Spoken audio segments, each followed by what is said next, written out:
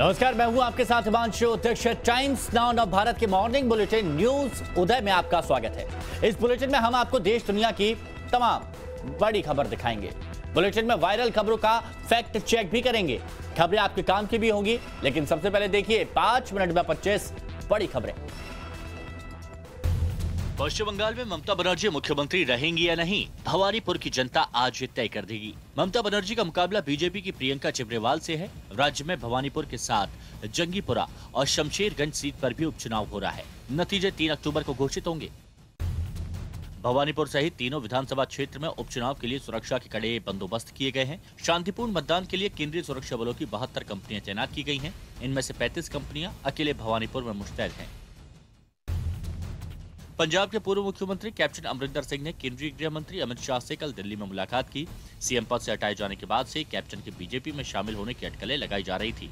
हालांकि उन्होंने किसानों के मसले पर चर्चा किए जाने की बात कही है। पंजाब कांग्रेस का कलह अभी तक सुलझ नहीं पाया। खबर है कि नवजोत सिंह सिद्धू पर कांग्रेस आलाकमान सख्त है। पार्टी हाईकमान ने कहा कि अगर मामले को स्थानीय स्तर पर नहीं निपटाया गया तो केंद्रीय नेतृत्व अपना अगला कदम उठाएगा। पंजाब के बाद छत्तीसगढ़ में भी कांग्रेस की मुश्किलें एक बार फिर बढ़ती दिख रही हैं। कांग्रेस के 13 विधायक आलाकमान से मुलाकात के लिए दिल्ली पहुंच गए हैं। सीएम भूपेश बघेल के खेमे के विधायक राज्य के प्रभारी पीएल पुनिया से आज मुलाकात करेंगे। कांग्रेस नेता कपिल सिब्बल ने बुधवार को अपनी ही पार्टी की लीडरशिप पर सवाल खड़े किए। कांग्रेस के पास कोई चुना हुआ अध्यक्ष नहीं है, फिर भी फैसले हो रहे हैं। सिब्बल के बयान से नाराज कांग्रेस कार्यकर्ताओं ने भारी संख्या में उनके घर के बाहर विरोध प्रदर्शन भी किया। कांग्रेस के वरिष्ठ नेता और पूर्व राज्यसभा सांसद गुलाम नबी आजाद ने कांग्रेस अध्यक्ष सोनिया गांधी को चिट्ठी लिखी। गुलाम नबी आजाद ने कांग्रेस के अंतरिम अध्यक्ष से कांग्रेस वर्किंग कमेटी की बैठक बुलाने की मांग की। कपिल सिब्बल ने सीडब्ल्यूसी की बैठक बुलाने की मांग उठाई है।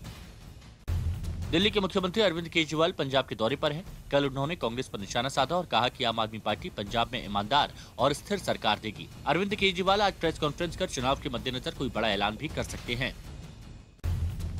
प्रियंका गांधी यूपी के एक हफ्ते के दौरे पर है और पार्टी के मिशन 2022 को लेकर तैयारियों का जायजा ले रही हैं। खबर है कि प्रियंका गांधी वाड्रा ने कल विधानसभा चुनाव के कई संभावित उम्मीदवारों से मुलाकात भी की। यूपी चुनाव से पहले प्रदेश में तीसरे मोर्चे का ताना बाना पुनः जाने लगा है। इसके तहत संयुक्त भागीदारी मोर्चे में प्रगतिशील समाजवादी पार्टी को शामिल करने की कोशिशें हो रही हैं। इसके लिए असदुद्दीन ओवैसी और ओम प्रकाश राजभर कल शिवपाल यादव से मुलाकात भी करते नजर आए। तृणमूल कांग्रेस के नेता अभिषेक बनर्जी की पत्नी रुचिरा बनर्जी को आज पटियाला हाउस कोर्ट में पेश होना है। प्रवर्तन निदेशालय की शिकायत पर कोर्ट ने रुचिरा बनर्जी को नोटिस जारी किया था। ईडी का आरोप है कि कोयला घोटाले मामले में पूछताछ के लिए बार बार बुलाने पर भी रुचिरा बनर्जी पेश नहीं हुई। महंत नरेंद्र गिरी की संदिग्ध मौत के मामले में सीबीआई जांच कर रही है। मुख्य आरोपित आनंद गिरी को पूछताछ के लिए सीबीआई की टीम कल हरिद्वार आश्रम लेकर गई।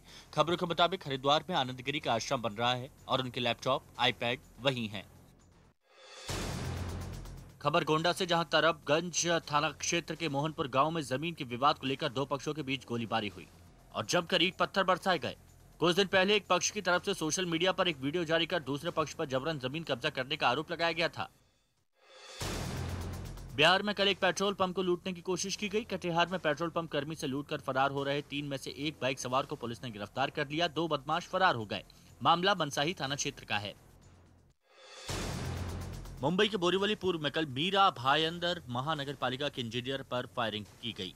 सफेद रेनकोट में आए 2 बदमाशों ने इंजीनियर पर गोलियां बरसाई और उसके बाद मौके से फरार हो गए। कस्तूरब पुलिस स्टेशन की टीम हमलावरों की तलाश में जुटी है। तालिबान ने अमेरिका से अफगान हवाई क्षेत्र में ड्रोन का संचालन बंद करने के लिए कहा है। तालिबान के प्रवक्ता जबीउल्लाह मुजाहिद ने अमेरिका की इस कार्रवाई को राष्ट्रीय सुरक्षा का उल्लंघन बताया। अफगानिस्तान पर तालिबान के कब्जे के बाद पूर्व उपराष्ट्रपति अमरुल्लाह सालेह ने अब वहां निर्वासित सरकार का गठन किया है। सालेह ने कहा कि वो निर्वासित सरकार के कार्यवाहक राष्ट्रपति होंगे। खबरों के मुताबिक सालेह इस वक्त स्विट्जरलैंड में मौजूद हैं।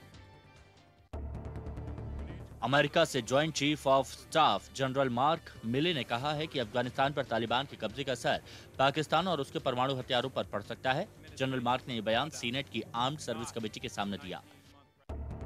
जापान के पूर्व विदेश मंत्री फुमिया किशिदा ने सत्ताधारी लिबरल डेमोक्रेटिक पार्टी के नेता पद का चुनाव जीत लिया है और उनका अगला प्रधानमंत्री बनना तय है।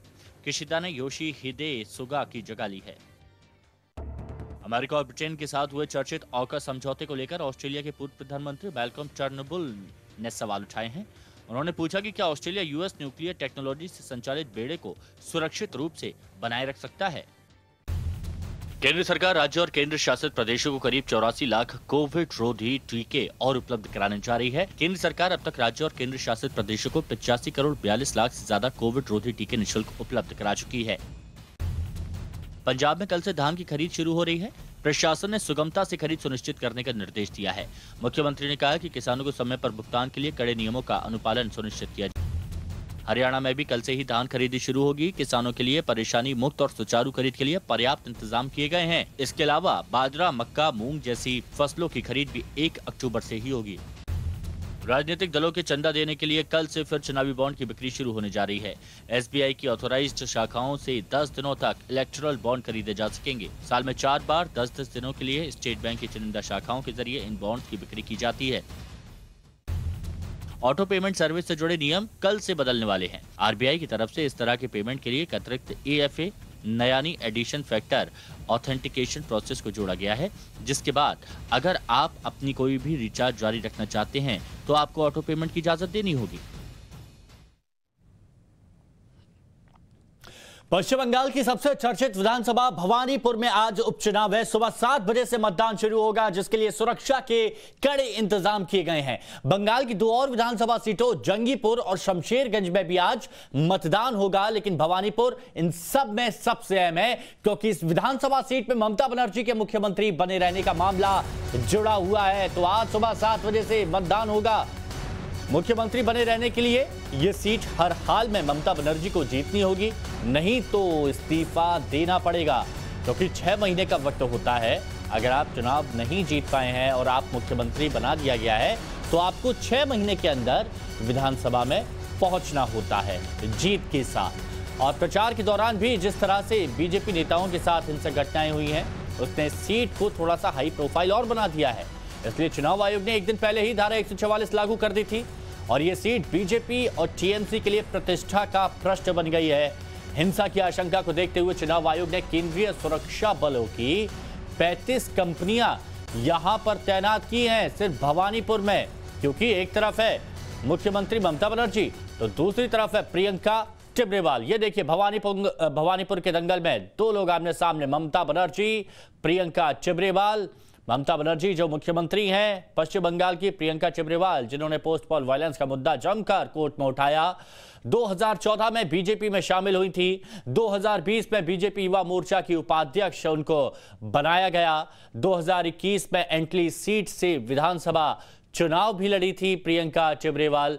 टीएमसी के स्वर्ण कमल साहा से चुनाव हारी थी और जो मार्जिन था वो भी काफी ज्यादा था, लेकिन एक बार फिर से उन पर भरोसा किया गया है। प्रियंका टिब्रेवाल हाईकोर्ट की वकील हैं और बंगाल हिंसा जो हुई थी चुनावों के बाद, उस पर हाईकोर्ट में उन्होंने मामला दायर किया।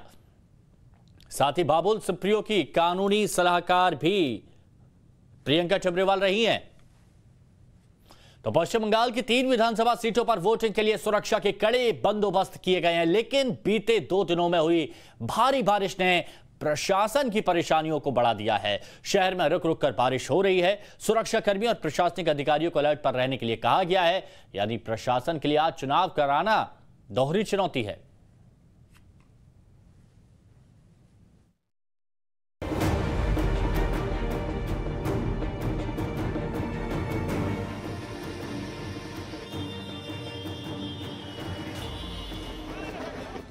पश्चिम बंगाल की हाई प्रोफाइल सीट भवानीपुर की लड़ाई अब अपने आखिरी मोड़ पर है। कुछ ही घंटों में भवानीपुर सीट पर मतदान शुरू होगा। पश्चिम बंगाल के मुख्यमंत्री बने रहने के लिए ममता बनर्जी को हर हाल में ये चुनाव जीतना ही होगा। चुनाव की तैयारियां पूरी हो चुकी हैं। बारिश उपचुनाव में मुश्किलें खड़ी कर सकती है।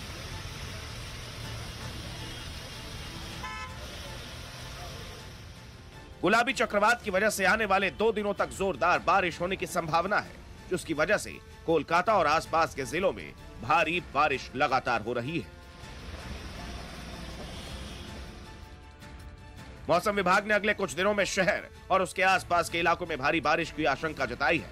भारी बारिश की वजह से उत्तरी कोलकाता के अहिरी टोला में बुधवार सुबह एक जर्जर इमारत भी ढह गई।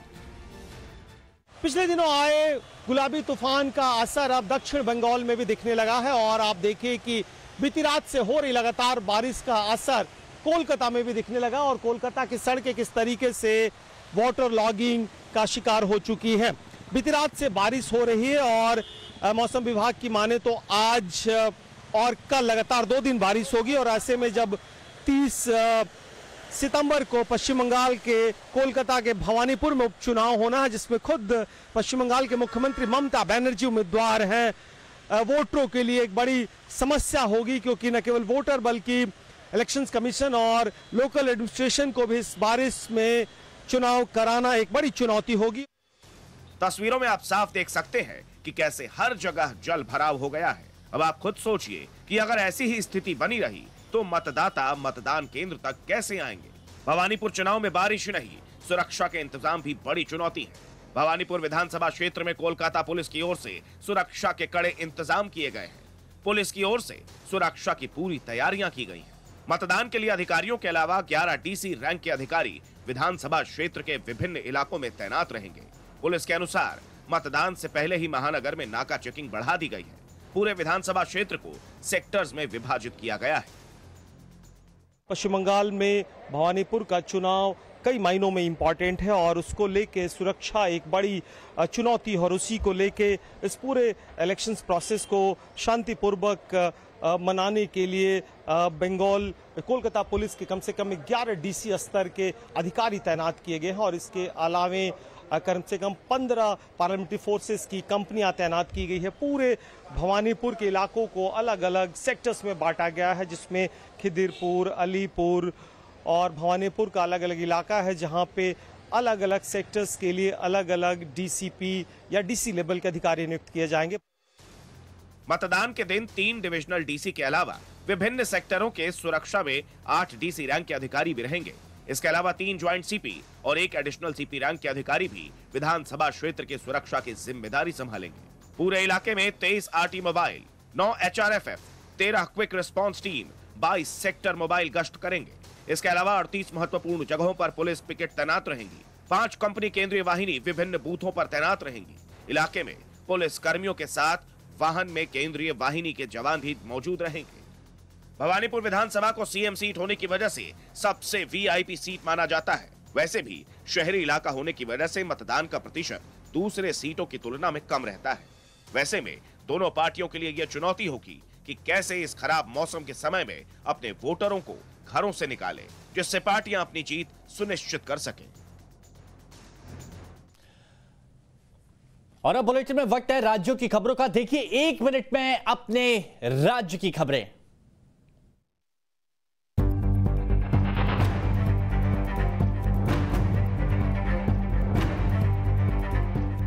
पंजाब कांग्रेस में मचे घमासान के बीच छत्तीसगढ़ कांग्रेस में जारी कलह एक बार फिर जोर पकड़ने लगी है।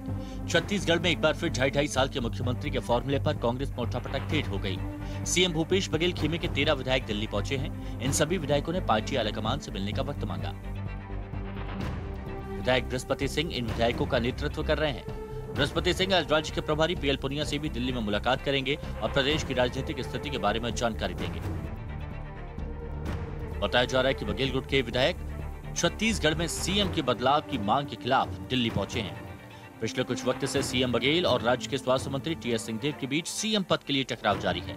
टीएस सिंहदेव 2.5 साल के फॉर्मूले के तहत खुद को राज्य का सीएम बनाने की मांग पर अड़े हैं।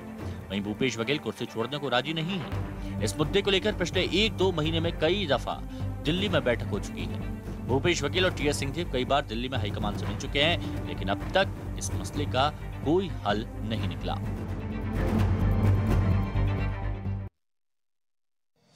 यूपी में होने वाले आगामी विधानसभा चुनाव के लिए सभी सियासी पार्टियां तैयार हैं।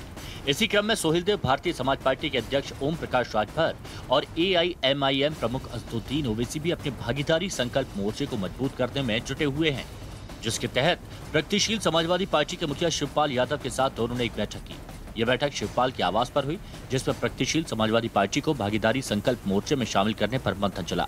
ये मीटिंग करीब 1 घंटे तक चली और इसमें भीम आर्मी के चीफ चंद्रशेखर आजाद भी मौजूद रहे। अभी कुछ दिन पहले ही ओवैसी ने शिवपाल से मुलाकात की थी और 1 हफ्ते में वो दूसरी बार उनसे मिले। बताया जा रहा है कि जल्दी यूपी चुनाव में तीसरे मोर्चे का ऐलान हो सकता है। हालांकि शिवपाल यादव अभी 11 अक्टूबर तक समाजवादी पार्टी के साथ गठबंधन को लेकर अखिलेश यादव के जवाब का इंतजार कर रहे हैं। दूसरी तरफ भागीदारी संकल्प मोर्चे की कमान संभाल रहे राजभर पहले ही साफ कर चुके हैं कि वो इस बार बीजेपी के साथ चुनावी मैदान में नहीं उतरेंगे और वहीं उनके साथी ओवैसी राज्य में मुस्लिम वोटरों को साधने में लगे हुए हैं।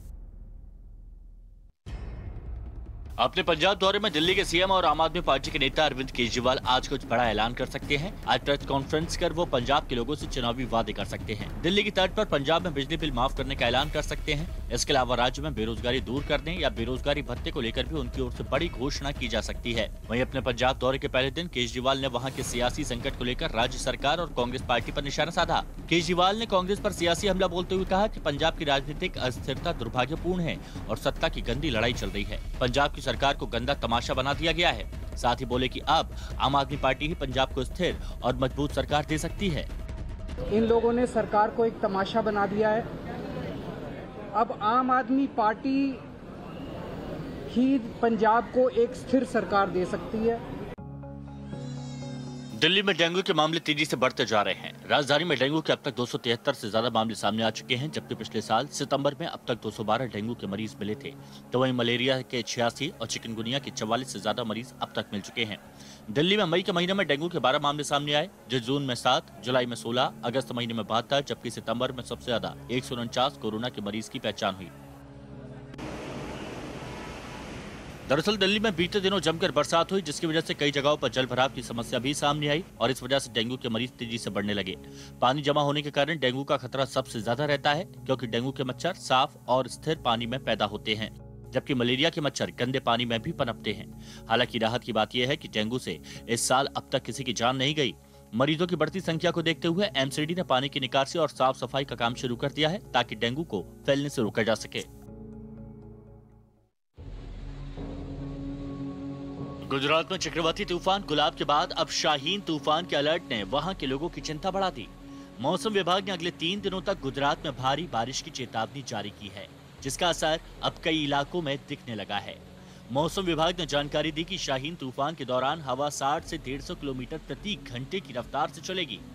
मौसम विभाग के मुताबिक शाहीन तूफान अरब सागर से उठेगा और महाराष्ट्र गुजरात के समुद्री किनारे वाले इलाकों में असर दिखाएगा, जिसे देखते हुए गुजरात के कई जिलों में येलो अलर्ट जारी किया गया और राहत बचाव के लिए 17 जिलों में 18 एनडीआरएफ और एसडीआरएफ की टीमों को तैनात किया गया। वो दोबारा पुनर्जन्म लेगा और इसलिए नया नाम है, शाहीन बनेगा। वो अभी 1 तारीख तक बनेगा। बहुत सारा एक्टिविटी होता है समुद्र में, सारा हम लोग मना किया है 3 तारीख तक। वहीं दूसरी तरफ गुजरात के कई इलाकों में भारी बारिश की वजह से लोगों की मुश्किलें बढ़ गई हैं। कई इलाकों में तो इतनी बारिश हुई कि वहां के मकान, दुकान, सड़क सब पानी में समा गए। बारिश के बाद जूनागढ़ और अमरेली का सबसे बुरा हाल है। वहां के लोगों को काफी परेशानी हो रही है। उनके सामने अब रहने और खाने पीने की चीजों की समस्या खड़ी हो गई है। हाल ही में बॉलीवुड एक्ट्रेस शिल्पा शेट्टी का एक वीडियो जमकर वायरल हो रहा है, जिसमें वो मीडिया पर एक सवाल पर भड़कती नजर आ रही हैं। वीडियो वायरल कर दावा किया जा रहा है कि शिल्पा पोर्नोग्राफी मामले को लेकर भड़क गई। आखिर क्या है इस वीडियो की सच्चाई, देखिए हमारे फैक्ट चेक सेगमेंट में। पिछले कुछ दिनों से बॉलीवुड एक्टर शिल्पा शेट्टी और उनके पति राज कुंद्रा पोर्नोग्राफी केस के बाद सुर्खियों में हैं। हालांकि केस में राज कुंद्रा को जमानत मिल गई है, लेकिन अभी तक वो मीडिया के सामने नहीं आए हैं। न ही शिल्पा शेट्टी ने मीडिया में कुछ बयान दिया है। लेकिन हमेशा सोशल मीडिया पर एक्टिव रहने वाली शिल्पा का एक वीडियो सोशल मीडिया पर वायरल हो रहा है। पहले उस वीडियो को देखिए जो वायरल हो रहा है। मैं राज कुंद्रा हूँ, मैं उसकी जैसे लगती हूँ? नहीं, मैं कौन हूँ? ये वीडियो वायरल हुआ तो लोगों ने इसे पोर्नोग्राफी केस से जोड़ दिया, लेकिन क्या वाकई ये वीडियो सही है जिसमें वो पति पर सवाल पूछने पर भड़क गईं? टाइम्स नाउ और भारत ने इसके पीछे की सच्चाई जानने की कोशिश की, जिसके लिए हमने वीडियो संबंधित कुछ कीवर्ड की मदद से वीडियो खोजे, जिसमें हमारे हाथ हूबहू एक ऐसा ही वीडियो लगा जो बिल्कुल वायरल हो रहे वीडियो जैसा ही था। और गहराई से जांच करने पर पता चला कि वो असल में वायरल हो रहा वीडियो 30 जनवरी 2018 का है, जो किसी फंक्शन का है। मैं राज कुंद्रा हूँ, मैं उसकी जैसे लगती हूँ? नहीं, मैं कौन हूँ? वीडियो में मीडिया पर्सन ने आईपीएल सट्टेबाजी कांड में कुंद्रा के शामिल होने को लेकर सवाल किया था, जिस पर उन्होंने भड़कते हुए कहा कि क्या वो कुंद्रा हैं। इसी के साथ ही उन्होंने बताया कि उनकी जिंदगी की फिलॉसफी क्या है। You know, I really believe as a celebrity you should never complain and you should never explain. ये मेरी जिंदगी की फिलॉसफी रही है। हमारे फैक्ट चेक में ये साफ हो गया कि जो वीडियो वायरल किया जा रहा है उसे एडिट कर वायरल किया जा रहा है और उसका पोर्नोग्राफी केस से कोई लेना देना नहीं है। हमारे फैक्ट चेक में ये दावा झूठा निकला। और अब वक्त है आपके काम की खबरों का। दिल्ली में 6ठी से 8वीं तक के स्कूल खोलने पर दिवाली के बाद फैसला किया जा सकता है। बुधवार को डीडीएमए की बैठक हुई। बैठक की अध्यक्षता करते हुए उपराज्यपाल अनिल बैजल ने बताया कि स्कूल फिर खोलने पर निर्णय त्योहारी मौसम बीतने के बाद लिया जाएगा। हालांकि स्कूल किस महीने में खोले जाएंगे ये साफ नहीं हो पाया। बैठक में मौजूद सूत्रों ने बताया कि दिवाली के बाद स्कूल खोले जा सकते हैं। एसबीआई ने सीनियर सिटीजन के लिए शुरू की गई we care special deposit scheme की अवधि को बढ़ा दिया है, जिसके तहत अब 31 मार्च 2022 तक इस योजना का लाभ उठा सकते हैं। पहले ये स्कीम 30 सितंबर तक के लिए थी। इस स्कीम के तहत सीनियर सिटीजन को ज्यादा ब्याज मिलेगा। तय समय सीमा में स्कीम में रजिस्टर कराने वाले ग्राहकों को ही इसका फायदा मिलेगा। फिलहाल एसबीआई फिक्स डिपॉजिट पर अधिकतम 5.4% ब्याज दे रहा है। छोटे कारोबारियों के लिए अच्छी खबर सामने आई है। दरअसल केंद्र सरकार की शुरू की गई ECLGS की डेडलाइन बढ़ा दी गई है, जिसके मुताबिक अब emergency credit line guarantee scheme का लाभ 31 मार्च 2022 तक उठा सकते हैं। मंत्री पीयूष गोयल ने इस बात की जानकारी देते हुए बताया कि स्टेक होल्डर्स की तरफ से ये मांग की जा रही थी कि सरकार इस स्कीम की डेडलाइन को बढ़ाए। न्यूज उदय में वक्त तो चला एक छोटे से ब्रेक का।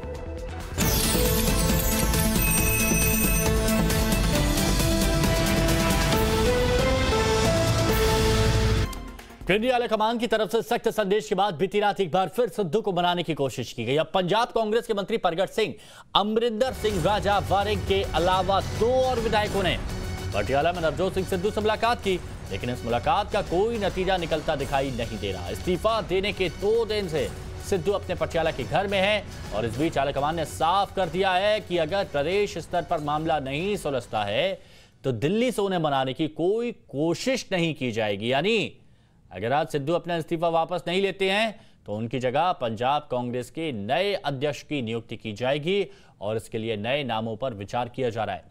कल पंजाब के मुख्यमंत्री चरणजीत सिंह चन्नी ने भी सिद्धू से फोन पर बात की थी और मसले को बातचीत से हल करने की पेशकश की थी, लेकिन सिद्धू अपनी जिद पर अड़े हुए हैं। पार्टी हाईकमांड से भी एक्सपेक्ट करते हैं कि एक काबिल, एक अच्छा लीडर हमारे को पंजाब में मिला है।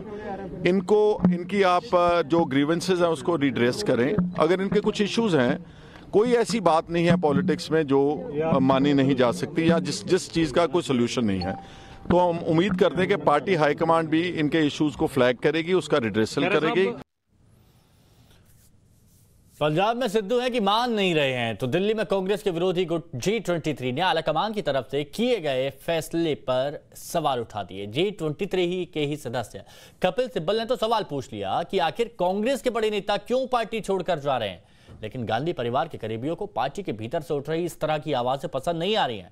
लिहाजा जो विद्रोह कर रहा है उसके खिलाफ पार्टी के भीतर ही अब मोर्चा खुल जा रहा है।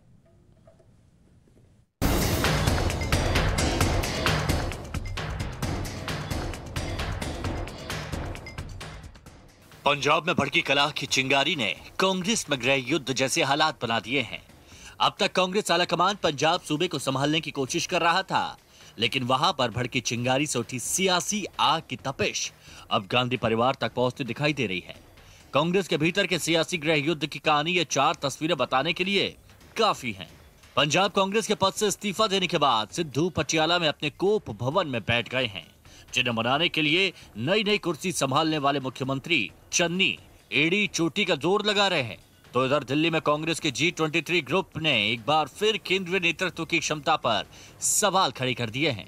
इस बीच पंजाब में कभी कांग्रेस का सबसे मजबूत पिलर रहे कैप्टन अमरिंदर सिंह ने अमित शाह से मुलाकात कर बीजेपी में जाने के अटकलों का बाजार गर्म कर दिया। लेकिन कांग्रेस आलाकमान की मुश्किलें यहीं खत्म नहीं हो रही। छत्तीसगढ़ में टीएस सिंहदेव के समर्थक 13 विधायक दिल्ली पहुंच गए हैं।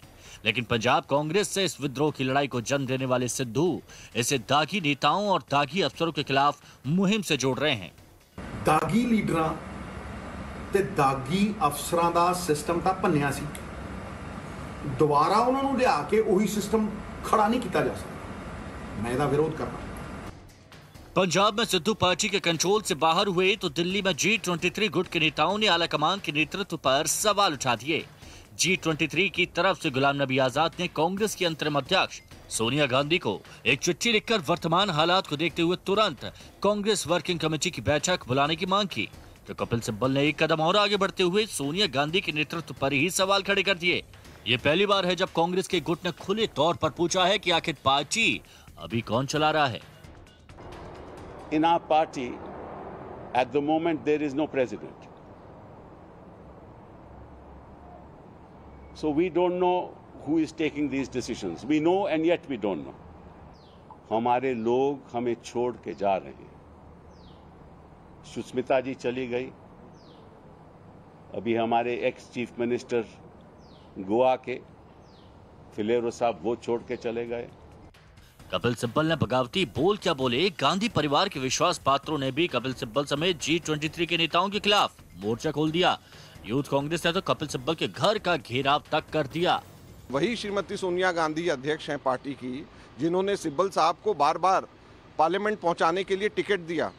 वही सोनिया गांधी अध्यक्ष हैं कांग्रेस पार्टी की, जिन्होंने सिब्बल साहब को बार बार मंत्री बनाया। बगैर कांग्रेस के लगातार बैकग्राउंड होने के सीधे सीधे मंत्री बना दिया। उसके लिए उनको बात करना चाहिए।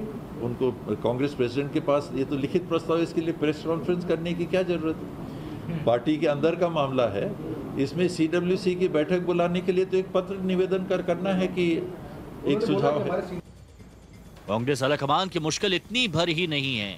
जिस सिद्धू के लिए कांग्रेस आलाकमान ने 10 दिन पहले पंजाब में कांग्रेस का सबसे बड़ा चेहरा माने जाने वाले कैप्टन अमरिंदर सिंह को मुख्यमंत्री पद से हटाया था, वही कैप्टन मंगलवार को अमित शाह के साथ बैठे हुए दिखाई दिए, जिसके बाद कयास लगाए जा रहे हैं कि क्या कैप्टन बीजेपी में शामिल होने वाले हैं। क्या कैप्टन को बीजेपी बड़ी जिम्मेदारी देगी? पंजाब में बीजेपी का चेहरा कैप्टन बनेंगे। कैप्टन का अगला कदम क्या होगा और कैप्टन कौन सा राजनीतिक विकल्प चुनेंगे, इस सवाल का जवाब आने वाले वक्त में लगेगा। लेकिन अभी तो कैप्टन अमरिंदर सिंह का कहना है कि अमित शाह से सिर्फ किसानों के मुद्दे पर चर्चा हुई, लेकिन हकीकत यह है कि अकाली दल से गठबंधन टूटने के बाद पंजाब में बीजेपी को एक मजबूत चेहरा चाहिए जो पार्टी की जड़ें जमाने में मदद कर सके। तो कैप्टन को भी एक ऐसी पार्टी चाहिए जो कांग्रेस से उनके अपमान का बदला ले सके। यही कारण है कि कैप्टन के करीबी भी ये तय नहीं कर पा रहे कि कैप्टन का अगला कदम होगा क्या। जहां तक मैं कैप्टन साहब को समझ पाया हूं, वो एक धर्मनिरपेक्ष इंसान है और राष्ट्रवाद उनमें कूट कूट के भरा हुआ है। फौजी होने के नाते और जो लिखते पढ़ते हैं, तो इन सब परिस्थितियों को मद्देनजर रखते हुए कैप्टन साहब अगर कोई फैसला करेंगे तो मुझे लगता है कि वो फैसला देश हित को सामने रखते हुए जरूर फैसला करेंगे। कभी देश की सबसे बड़ी पार्टी इस समय अपने भीतर ही चल रहे गृह युद्ध से जूझ रही है। पंजाब से लेकर छत्तीसगढ़ तक बगावत का बिगुल बजा हुआ है। कहा तो यहां तक जा रहा है कि सोनिया गांधी भले ही अंतरिम अध्यक्ष हो, लेकिन फैसले कोई और ले रहा है। लेकिन फैसले जो भी ले रहा है, इतना तो तय है कि वो सभी फैसले पार्टी के लिए उल्टे पड़ रहे हैं। ऐसे में अगर इस बगावत को समय पर नहीं रोका गया और पार्टी में अनुशासन नहीं लाया गया, तो इतना तय है कि 2024 के चुनाव आते आते कांग्रेस का रहा सहा अस्तित्व भी खत्म हो जाएगा। Report times now Navbharat.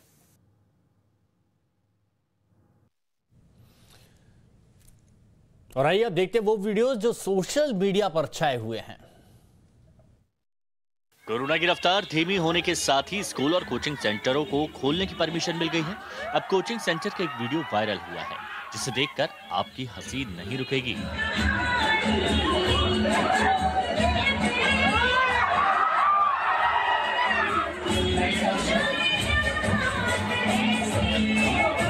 अरे समझ गई।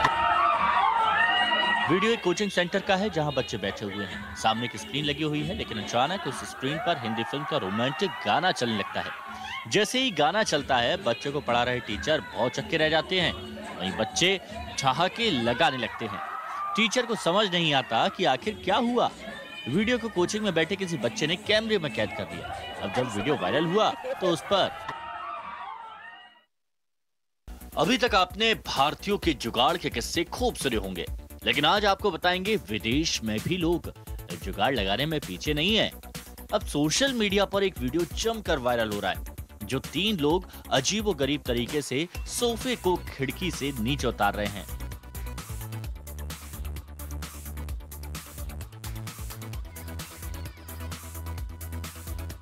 वीडियो में आप देख सकते हैं एक शख्स खिड़की से सोफे को नीचे उतारने के लिए लटकाया हुआ है। नीचे 2 शख्स खड़े हुए हैं, उनमें से एक शख्स सोफे को सहारा देने के लिए स्वीपिंग ब्रश का इस्तेमाल कर रहा है। सोफा नीचे उतारने के लिए लगाई गई इस जुगाड़ का वीडियो सोशल मीडिया पर जमकर वायरल हो गया।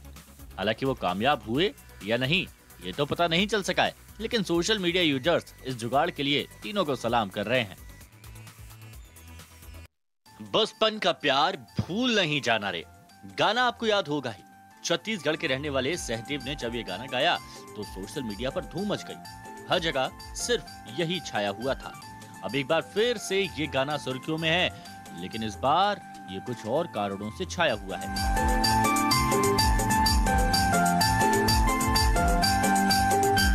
वीडियो विदेश का लग रहा है और उसमें जो शख्स है वो भी विदेशी है और वहां गाना बज रहा है, अब बचपन का प्यार कहीं भूल नहीं जाना।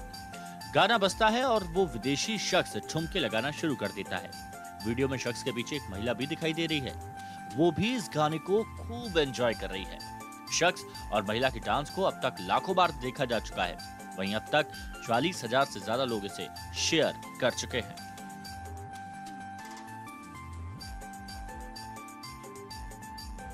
पॉल्यूशन कम करने के लिए कंपनियां ई स्कूटर निकाल रही हैं, लेकिन सोशल मीडिया पर एक वीडियो जमकर वायरल हो रहा है जिसे देखकर आपके मन में सवाल पैदा हो जाएगा कि क्या ये इको फ्रेंडली स्कूटर है या पॉल्यूशन फैलाने वाला स्कूटर।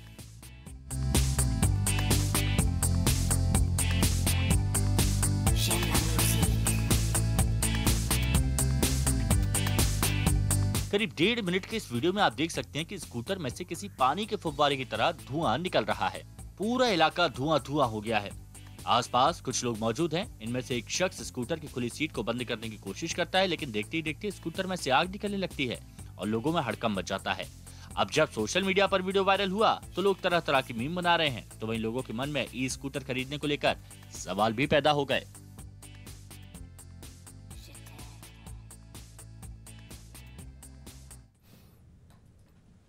तो फिलहाल न्यूज उदय में अभी के लिए इतना ही। दीजिए इजाजत, नमस्कार।